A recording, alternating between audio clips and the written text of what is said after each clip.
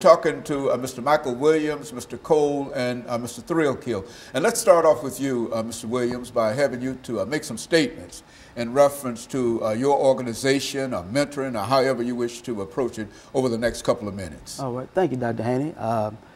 Well, we try to target young black males in our community, which mostly we grow up without male figures in our household.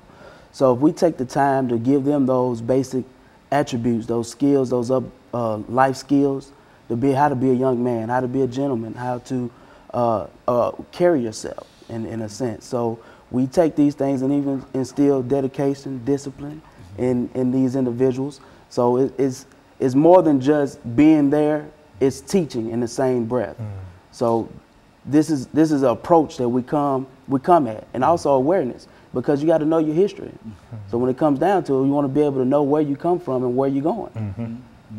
Mr. Cole? You know, Dr. Haney, I really feel like that our community, for our young black African-American young men, we have a problem with self-image. Our young men grow up, they don't really know about self. We're talking about self-image. We're talking about self-esteem, self-awareness, self-development. And that comes from the home. And that comes from being able to watch a man in a home, or watching other men that you may look up to, or as a role model, and to develop your own personality. And it just seems like there's not enough of that. There's not enough character building. And one thing the Unique Gents try to do is to build character in young men and help them to understand how to carry themselves. And there's so many topics that these young men we can talk about in our mentoring sessions, because these young men need to know that how to treat a woman.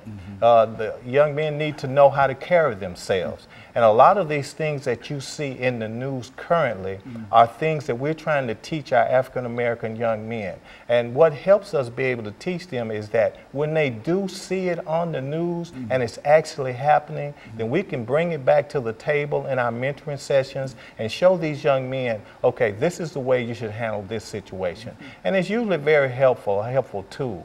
But we just try to get as many young men as we can on board to show them and to teach them some of the things that we were taught by Edward Junebug Mullins, who was the founder of our organization when we were young men. Mr. JThrealkill? Yes, sir. And Mr. Cole and I represent a coalition of former classmates, former teammates that we all played sports with in the East Nashville community at East High School.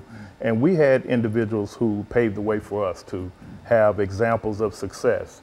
We are trying to connect the young people today with the history of the civil rights movement and all the things that went into place to help them have access to opportunities, and then also trying to get them to understand the importance of education and the role that it plays in developing a successful career and lifestyle for yourself. And so we're modeling that behavior. We're celebrating community. We do an annual event that we're in our 11th year, where we celebrate families, community, and successful individuals. And Mr. Michael Williams represents a young man who came to us who may have been in a difficult situation, but because of the exposure to the men in the Unique Gents organization,